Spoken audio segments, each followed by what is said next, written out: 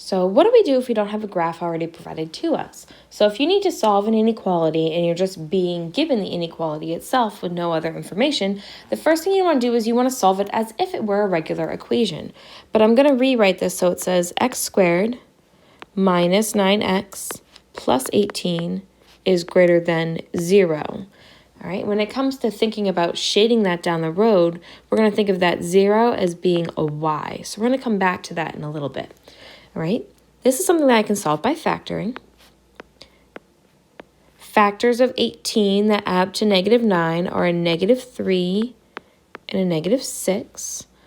So if we just pretend this is equal to for a moment, forget about the inequality, we get 3 and 6. Okay, so those are the x-intercepts. So what I'm going to do is I'm going to create a number line. I'm going to mark 3 and 6. Now there's no equal to here, so when I go to draw this, I'm going to draw this with open circles and a dashed line parabola. Okay. Now I'm going to come back to this y. This is y is less than the quadratic. Y is less than the quadratic means I'm going to be shading everything outside. Less than is underneath. Underneath in this case is outside. So when I take a look at my number line, I have shaded everything to the right of 6 and to the left of 3. So I could say that x is less than 3 or x is greater than 6. If I wanted to write that with intervals, I could say, remember the left is negative infinity, the right is positive infinity. So it's negative infinity to 3, both parentheses because there's no equal to, union, from 6 to infinity. Again, all parentheses because there's no equal to. Now, if you don't like the idea of sketch and shade, there is an alternative. And I'm going to explain that alternative to you really quickly. But for the most part, I'm going to do sketch and shade. The alternative is to take a number in the middle, like 4, for example. Okay, and I could plug that in and see if it works. So if I do 4 squared minus 9 times 4 plus 18 is greater than 0, I would get 16 minus 36 plus 18 is greater than 0. Well, that's negative 20 plus 18 is greater than 0, which means negative 2 is greater than 0, which is false. Because it's false, that means that that is not a solution.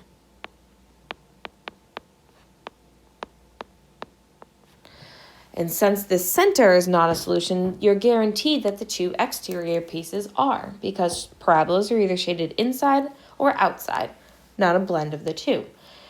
So if you don't like the idea of sketch and shade, pick a number in the middle of your interval and test it. If it works, only the numbers in the middle work. If it doesn't work, the two exterior parts, everything to the left and everything to the right, are guaranteed to work. Now, this only works when you get two specific numbers. If you get a single x value, then you're going to need to test both sides to really figure out what's going on, or sketch and shade like we did in previous problems. All right, so let's get rid of that. Let's take a look at the second one. So on this second problem, we want to go ahead and solve. Now, I don't like to lead off with a negative, so I'm going to divide by -1 and divide by -1. Now, keep in mind, when you divide by a negative, you have to flip the inequality symbol around. So I'm going to flip this around, and that will allow me to lead off with a positive. Now, again, this can be solved by factoring. The only way to get a 2x squared is with a 2x and an x.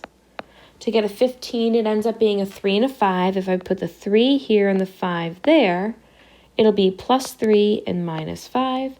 Pretend it's an equal to for right now, and we get x equals -3/2 and 5. Okay, -3/2 and 5.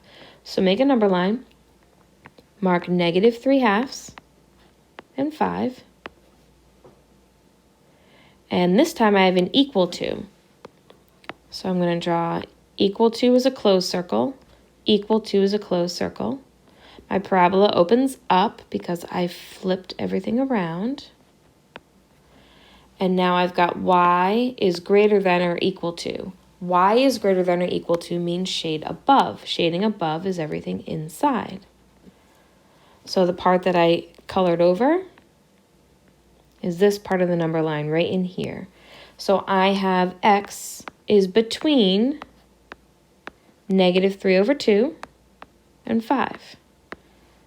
As far as an interval goes, I'm going from -3/2 up until 5, inclusive of both numbers.